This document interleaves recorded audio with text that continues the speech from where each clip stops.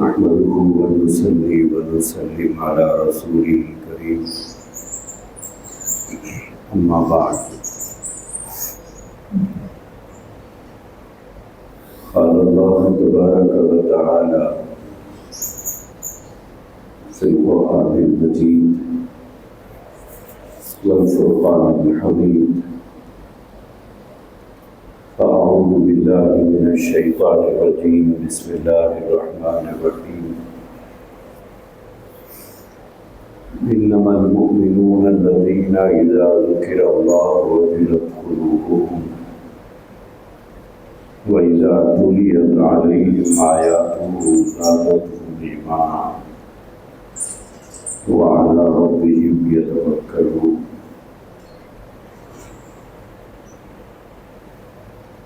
بزرگان محترم،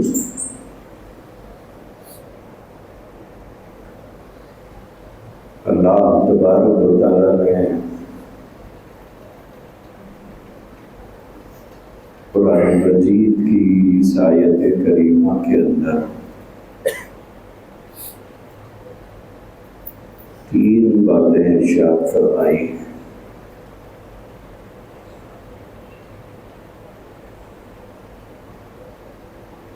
سب سے پہلی بات یہ ارشاد فرمائی ہے انما المؤمنون الذين اذا ذكر الله وجلت قلوبهم،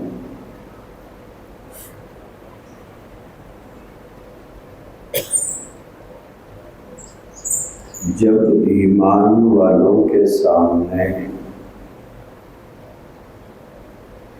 اللہ کا نام لیا جائے،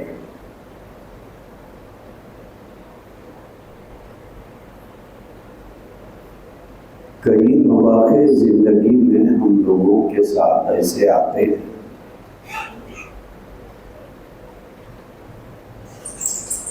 کہ سامنے والا آدمی کبھی اس سے ہمارا جھگڑا ہو جاتا ہے، کبھی بحث ہو جاتی ہے، سچے جھوٹے میں فیصلے کا مسئلہ ہوتا ہے، معاملات میں اختلاف ہو جاتا ہے، گھریلو معاملات میں نزاع اور جھگڑا ہو جاتا ہے، کئی چیزیں انسانوں کی ہوتی ہیں۔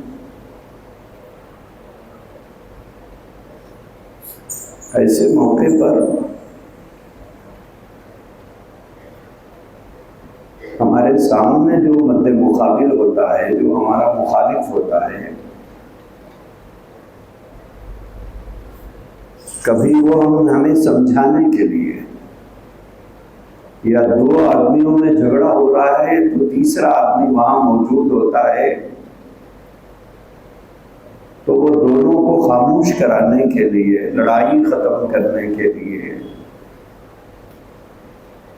درمیان میں اللہ کو لا کر، اللہ کے نام کا واسطہ دے کر آدمیوں کو خاموش بٹھانا چاہتا ہے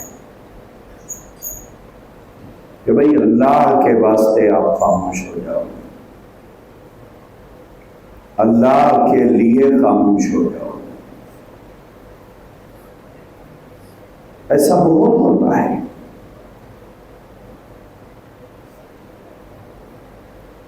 بہت مرتبہ ہمیں لوگ اللہ کا واسطہ دیتے ہیں، اللہ کے نام کا حوالہ دیتے ہیں، لیکن اکثر دیکھنے میں یہ آتا ہے کہ اللہ کے نام کا حوالہ دینے کے بعد بھی ہم چپ رہنے یا خاموش رہنے یا جھگڑے کو ختم کرنے کے لیے تیار نہیں ہوتے۔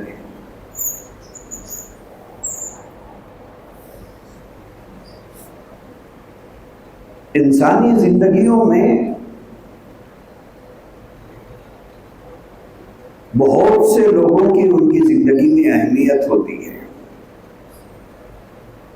کسی کی زندگی میں باپ کی بڑی اہمیت ہے، کسی کے دل میں ماں کی بہت قدر ہے، کسی کے دل میں بھائی کی بہت عزت ہے،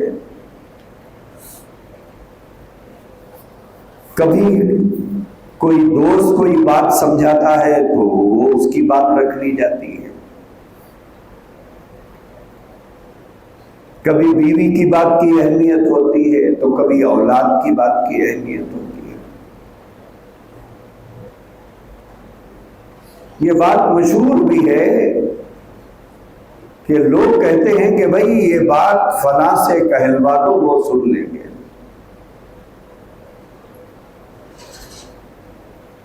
ان کے والد سے کہلوا دو، یا ان کی والدہ کی بات بہت مانتے ہیں، یا بڑے بھائی کی بات نہیں نکالتے ہیں، یا بہن کی بات کی بڑی قدر ہے ان کے نظروں میں،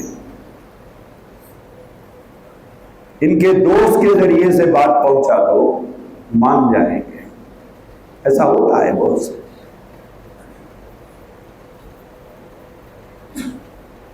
اللہ تبارک و تعالیٰ نے اس آیت کریمہ میں یہ ارشاد فرمایا، انما المؤمنون، کہ ایمان والا وہ ہے اذا ذکر اللہ، کہ جب اس کے سامنے اللہ کا ذکر آئے، جب اس کے سامنے اللہ کا تذکرہ آئے،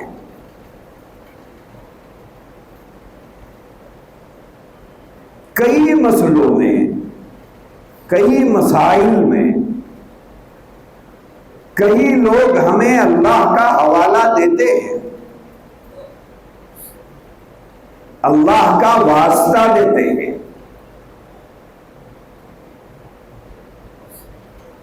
ہمارے کان پہ جوں بھی نہیں رکھتی ہے،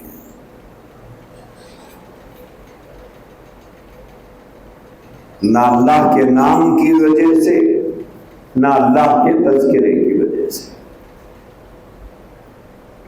لیکن اللہ کیا فرما رہے ہیں کہ ایمان والا وہ ہے اذا ذکر اللہ، جب اس کے سامنے اللہ کا ذکر ہو، اللہ کا تذکرہ ہو، وجلت قلوب،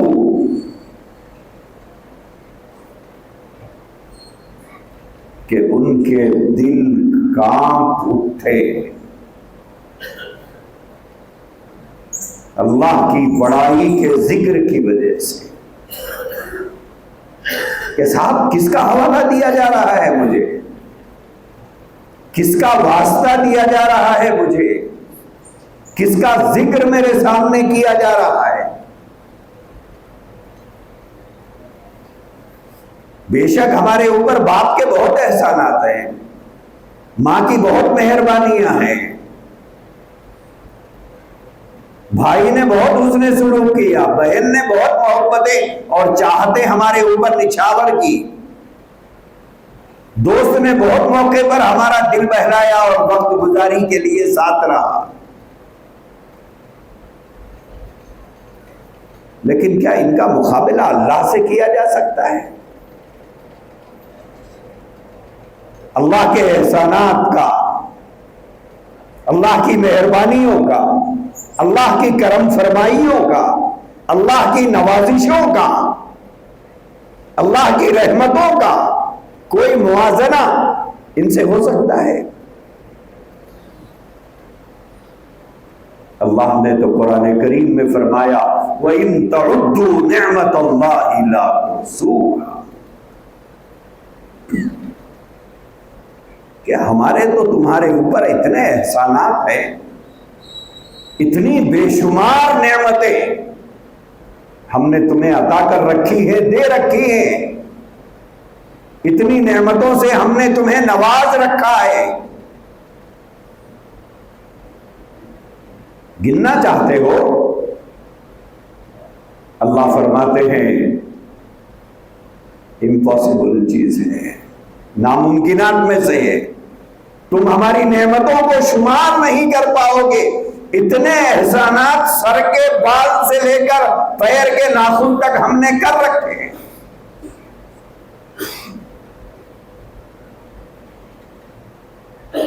ہمارے احسانات کے بوجھ تلے دبے ہوئے ہو.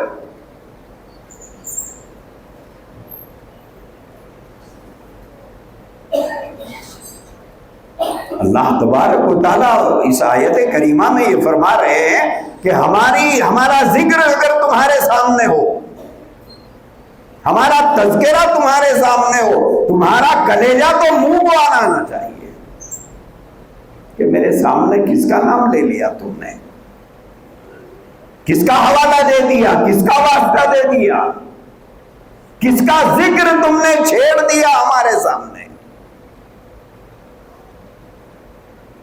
وجلت قلوبہم،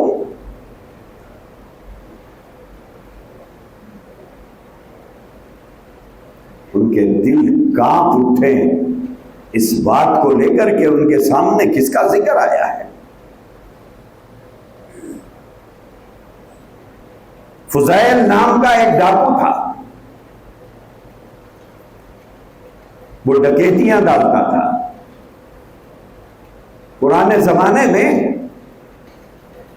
موجودہ دور کی سواریاں تو تھی نہیں، اونٹوں پر، گھوڑوں پر، خچروں پر، گدھوں پر تجارت کا سامان لاد کر ایک جگہ سے دوسری جگہ لے جاتے تھے. قافلے چلتے تھے، 200 500 آدمی کے اپنے تجارت کا سامان لے کر ایک علاقے سے دوسرے علاقے میں جاتے تھے. تو یہ فضیل جو تھے اپنی پوری ٹیم کے ساتھ یہ کسی جگہ راستے میں پڑاؤ ڈالتے تھے، جب قافلہ گزرتا تو قافلے لوٹتے تھے.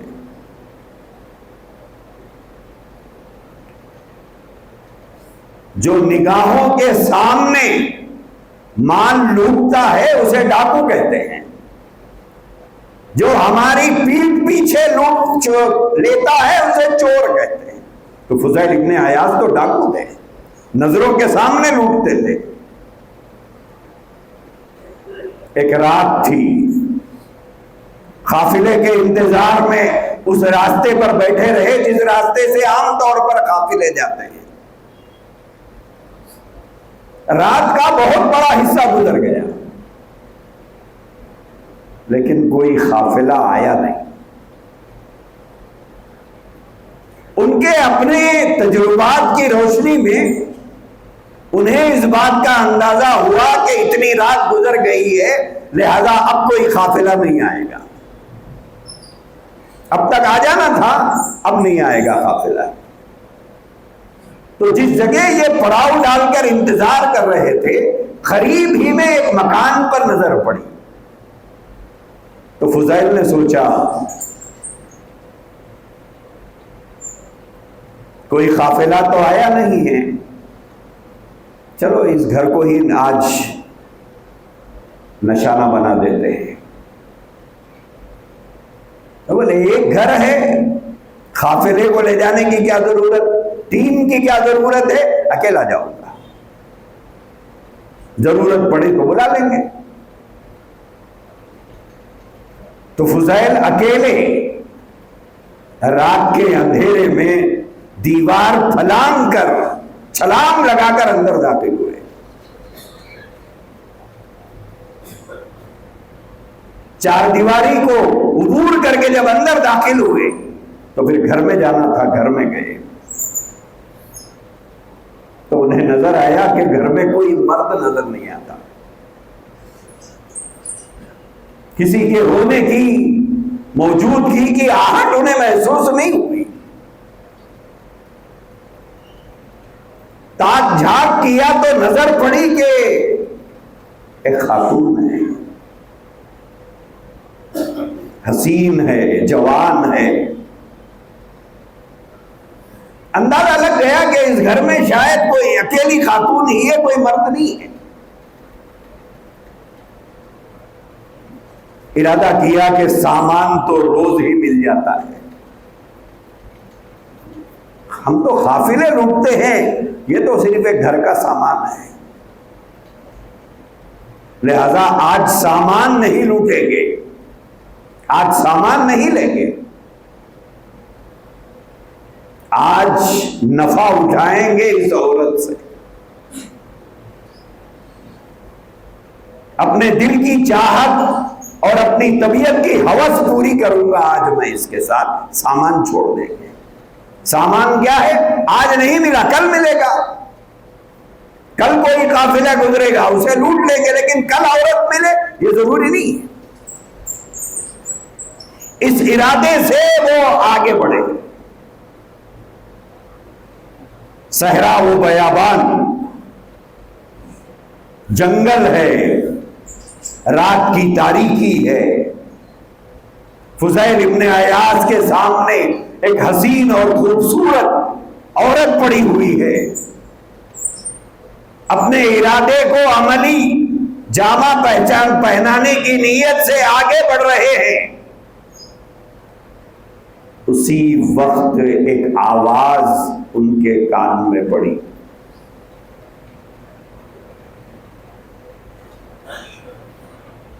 وہ آواز کیا تھی؟ وہ آواز قرآن مجید کی ایک آیت کی تھی۔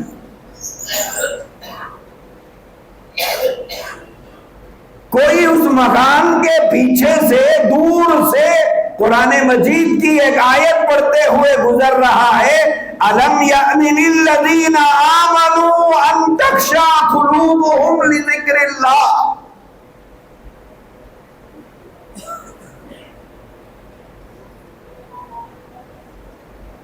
عرب کے رہنے والے تھے، ان کی زبان عربی تھی، قرآن کو سمجھنے میں کوئی زیادہ تکلیف تو نہیں تھی انہیں، کیونکہ ان کی مادری زبان عربی تھی، جیسے ہماری مادری زبان اردو ہے۔ اردو ہم بعض لوگ پڑھ نہیں سکتے تو سمجھ تو سکتے ہیں، ان کی زبان عربی تھی۔ اب یہ آیت کوئی پڑھتے ہوئے گزر رہا ہے، أَلَمْ يَأْنِ لِلَّذِينَ آمَنُوا،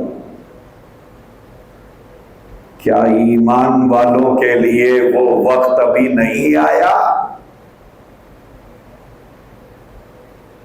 اس آیت کا پہلے ٹکڑے کا مطلب یہ ہے، اس کا معنی یہ ہے أَلَمْ يَأْنِ لِلَّذِينَ آمَنُوا، کیا ایمان والے کے لیے وہ وقت ابھی نہیں آیا؟ أَن تَخْشَعَ قُلُوبُهُمْ لِذِكْرِ اللَّهِ، کہ ان کے دل کانپ اٹھے اللہ کے ذکر کی وجہ سے،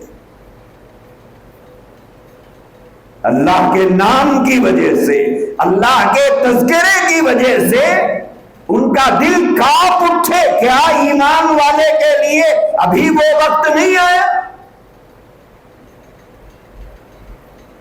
یہ آواز اس قاری قرآن کی تلاوت کی آواز فضیل ابن عیاض کے کانوں میں پڑی، بڑھتا ہوا قدم پیچھے ہٹا دیا، اٹھتی ہوئی نیچے نگاہیں جھکا لی۔ کون پڑھ رہا ہے؟ کس کی آواز ہے؟ کون مجھے سنا رہا ہے؟ یہ آدمی نظر نہیں آتا۔ کھڑے ہو کر سوچنے لگے، میں بھی تو ایمان والا ہوں، کیا یہ بات کہیں مجھے ہی نہیں سنائی جا رہی ہے؟ أَلَمْ يَأْنِ لِلَّذِينَ آمَنُوا، کیا ایمان والے کے لیے وہ وقت ابھی نہیں آیا کہ اللہ کے تذکرے اور اللہ کے ذکر سے ان کا دل کانپ اٹھے، ان کا دل ڈر جائے؟ کیا وہ وقت ابھی نہیں آیا؟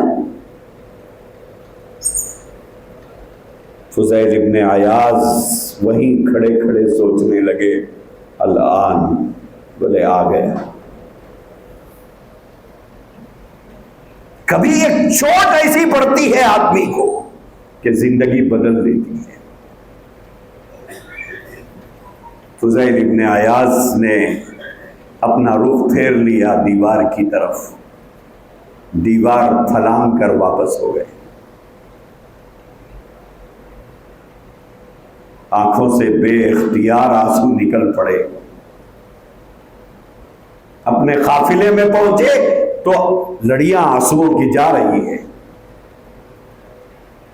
ٹیم کے لوگوں نے پوچھا، سردار کیا ہو گیا؟ آپ کے آنکھوں میں آنسو؟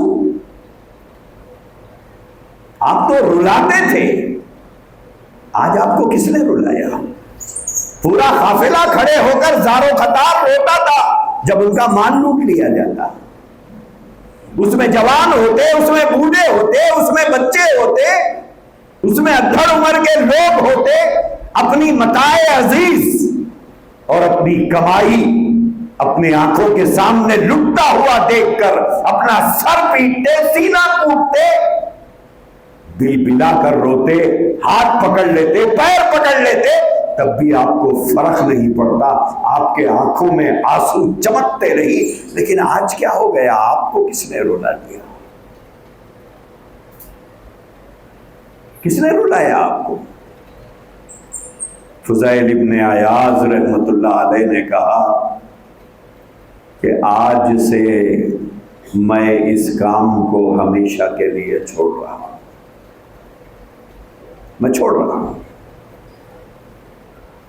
اور میں اپنے رب کے سامنے سچی توبہ کرتا ہوں۔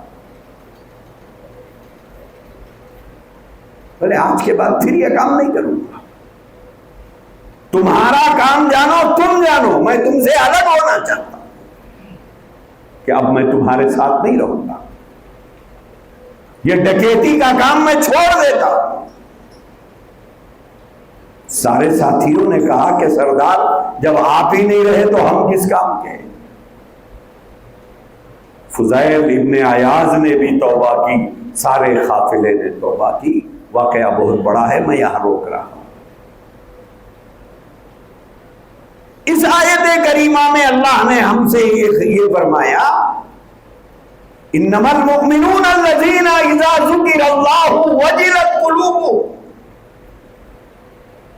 ایمان والے وہ ہیں جن کے سامنے اللہ کا نام لیا جائے تو اللہ کا نام آنے کی وجہ سے ان کے دل کانپ اٹھے، اس کے نام کا حوالہ، اس کے نام کا تذکرہ، اس کے نام کا وسیلہ، اس کے نام کی وجہ سے ان کا دل کانپ اٹھے۔ ایک بات یہ فرمائی، اب ہم اپنا جائزہ لے کر دیکھیں کہ کئی مواقع کے اوپر ہمیں اللہ کا حوالہ اور واسطہ دیا جاتا ہے۔ یہ مسجدوں کے دروازے پر بیٹھ کر یا ہماری دکانوں اور مکانوں پر آ کر جو لوگ مانگتے ہیں ان کا اعتبار نہیں ہے، وہ ایموشنل بلیک میلنگ کرتے ہیں، ان کو چھوڑ دیجیے۔ لیکن دو آدمی میں جھگڑا ہو رہا ہے، شوہر بیوی میں جھگڑا ہو رہا ہے، ماں اور اولاد میں جھگڑا ہو رہا ہے، دونوں دوستوں میں نا اتفاقی ہوئی ہے، دونوں پارٹنروں میں نا اتفاقی ہوئی ہے، اب وہاں پر ایک تیسرا آدمی آ کر کہتا ہے، اللہ کے نام کا حوالہ دیتا ہے، اللہ کے نام کا واسطہ دیتا ہے، اس وقت میں ہمارا ریئیکشن کیا ہوتا ہے؟ ہمارا رد عمل کیا ہوتا ہے؟ اس موقع پر اللہ کے نام کا کتنا احترام کیا جاتا ہے؟ مجھے بتانے کی ضرورت نہیں، ہر آدمی اپنا جائزہ لے۔ علامہ اقبال رحمۃ اللہ علیہ کو دنیا جانتی ہے، کتنے بڑے آدمی ہیں، دنیا سے گزر کے برسوں ہو گئے، کتنا بڑا اردو کا بڑا شاعر اور کتنا نیک اور دیندار آدمی۔ ایک مرتبہ ان کی بہن کا سسرال میں اختلاف ہو گیا، بہن کو بھائیوں نے جا کر لا لیا، اب بہن گھر میں رہنے لگی، کئی دن گزر گئے، کئی دن گزرنے کے بعد لڑکے والوں کی طرف سے، بہن کے سسرال والوں کی طرف سے میسج آیا کہ بھائی کیوں نہ ہم بیٹھ کر بات کر لیں، کمپرومائز کر لیں، صلح کر لیں۔ تو علامہ اقبال رحمۃ اللہ علیہ کے والد بزرگوار نے دیگر بھائیوں سے بھی مشورہ کیا، علامہ اقبال سے بھی مشورہ کیا، تو علامہ اقبال رحمۃ اللہ علیہ کو بلا کر کہا کہ میاں بچی کے سسرال سے صلح کر لینے کے سلسلے میں میسج آیا ہے، میں تم سے رائے لینا چاہتا ہوں، تمہاری کیا رائے ہے؟ علامہ اقبال نے کہا کہ کوئی رائے نہیں ہے، ہرگز نہیں بیچنا ہے، گھر میں رکھ لینا ہے، ہرگز نہیں بھیجنا ہے، یہ میری رائے ہے۔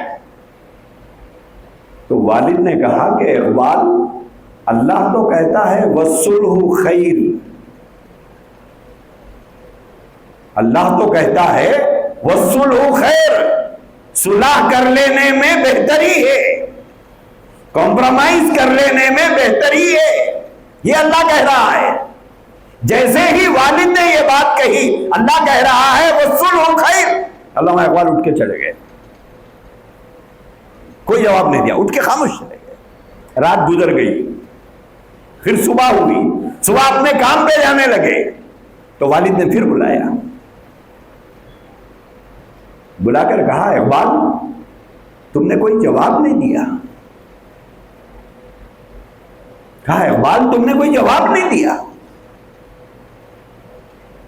علامہ اقبال رحمۃ اللہ علیہ نے فرمایا اللہ کی بات آنے کے بعد میرا جواب کیا معنی رکھتا ہے؟ جب آپ نے فرما دیا کہ اللہ کہتا ہے وہ صلح خیر، صلح کر لو، کمپرومائز ہو جاؤ، اس میں خیر ہے، جب آپ نے اللہ کی بات سنا دی تو پھر مجھ سے کیوں پوچھ رہے ہو؟ اب اللہ کے سامنے کیا میں اپنی رائے بھی دوں؟ ایمان والے کی صفت یہ بیان کی گئی ہے، انما المؤمنون الذین اذا ذکر اللہ، جب اس کے سامنے اللہ کا تذکرہ ہو، اللہ کا ذکر ہو، اللہ کا حوالہ دیا جائے، اللہ کا واسطہ دیا جائے، ان کے دل کانپ اٹھے، وہ کانپ جائیں کہ میرے سامنے کس کا حوالہ دیا گیا۔ اس سے زیادہ بھی عزت والی اور کوئی ذات ہے؟ اس سے زیادہ محسن اور کوئی ذات ہے؟ اس سے زیادہ احسانات میرے اوپر اور کسی ذات کے ہیں؟ لیکن ہمارے ایمان کی کمزوری کی علامت یہ ہے، ہمارا دوست آ جائے تو ہم مان لیں، ہمارا بڑا بھائی سمجھائے تو ہم مان لیں، ہماری ماں سمجھائے تو ہم مان لیں، ہماری خالہ اور پھوپھی اور چچا اور ماموں سمجھائے تو مان لیں، اللہ سمجھائے تو ماننے تیار نہیں۔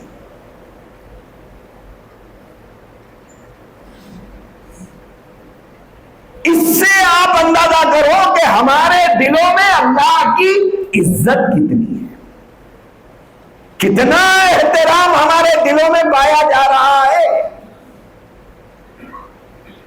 ایک صحابی نے ایک مرتبہ اللہ کے رسول صلی اللہ علیہ وسلم سے پوچھا کہ یا رسول اللہ صلی اللہ علیہ وسلم، میرے دل میں رہ کے ایک سوال پیدا ہوتا ہے، وہ سوال یہ پیدا ہوتا ہے کہ میرا اللہ کے پاس کیا مقام ہوگا؟ کبھی آیا دل میں خیال کہ میرا کیا مقام ہوگا اللہ کے پاس؟ ان کو آتا تھا کیونکہ ان کو حق بھی تھا، انہوں نے سب کچھ لٹایا تھا دین کے لیے، اسلام کے لیے، اللہ کے نام پر، نبی کی محبت میں سب کچھ قربان کیا تھا۔ انہوں نے حضور کے سامنے ذکر کیا کہ میرے دل میں یہ خیال آتا ہے کاش مجھے یہ معلوم ہوتا کہ میرا کیا مقام ہوگا اللہ کے پاس۔ آقا کریم علیہ السلام نے فرمایا یہ پتا کرنا کوئی بڑا مشکل کام نہیں ہے، بہت آسان ہے۔ انہوں نے کہا یا رسول اللہ بتا دیجئے، جب آسان ہے تو بتا دیجئے۔ جواب سنیے حضور کا، نبی رحمت صلی اللہ علیہ وسلم نے فرمایا تیرے دل میں اللہ کا جو مقام ہے وہی مقام تیرا اللہ کے پاس ہے۔ تیرے دل میں اللہ کا کیا مقام ہے؟ تو نے اللہ کو کیا مقام دیا ہے اپنے دل میں؟ تو نے کتنی عزت دی ہے خدا کو کتنا احترام تیرے دل میں پایا جاتا ہے رب کریم کا. تو نے اللہ کو جو مقام دیا وہی مقام تیرا بھی ہے اللہ کے پاس. آج لوگوں کو قرآن کی آیتیں سنا کر رسول اللہ کے فرمان سنا کر سمجھایا جاتا ہے بھائی کمپرومائز کر لو. بولے نہیں ہو سکتا. کبھی شوہر نہیں مانتا, کبھی بیوی نہیں مانتی, کبھی شوہر کے ماں باپ نہیں مانتے, کبھی بیوی کے ماں باپ نہیں مانتے, کبھی بیوی کے بھائی بہن نہیں مانتے, کبھی لڑکے کے بھائی بہن نہیں مانتے. کیوں؟ مسلمان نہیں ہو.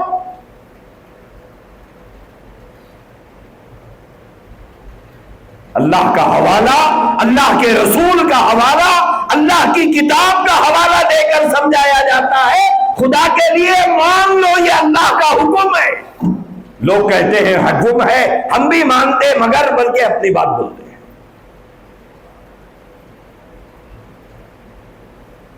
کس چیز کا غرور, کس چیز کا تکبر, کس چیز کا نشہ ہے آخر یہ؟ پھر اپنے آپ کو مومن کہتے ہوئے حیا نہیں آتی, پھر اپنے آپ کو مومن کہتے ہوئے شرمندہ نہیں ہوتے ہم. نام اللہ کا, تذکرہ اللہ کا, حوالہ اللہ کا, ذکر اللہ کا, نصیحت اللہ کے نبی کی, بات قرآن مجید کی, لیکن اڑے ہوئے ہیں, ڈٹے ہوئے ہیں. بلے ہم نہیں مانتے. قرآن تو کہہ رہا ہے انما المؤمنون الذین اذا ذکر اللہ وجلت قلوبهم. اللہ کے تذکرے سے ان کے کلیجے منہ کو آ جائے, وہ کانپ اٹھے, ان کے ہاتھوں میں لرزہ طاری ہو, تھر تھراہٹ پیدا ہو, ان کے پیروں میں لرزہ طاری ہو, ان کا دل تیز تیز دھڑکنے لگے کہ ارے بھائی کس کا نام لیا آپ نے, کس کا تذکرہ کر دیا, کس کو درمیان میں لا دیا. اس آیت میں 3 باتیں اللہ نے فرمائی, اس میں پہلی بات یہ فرمائی, باقی 2 باتیں انشاءاللہ زندگی باقی رہی تو آئندہ جمعہ بیان ہوگی. اللہ ہم سب کو توفیق عطا فرمائے. وآخر دعوانا الحمدللہ.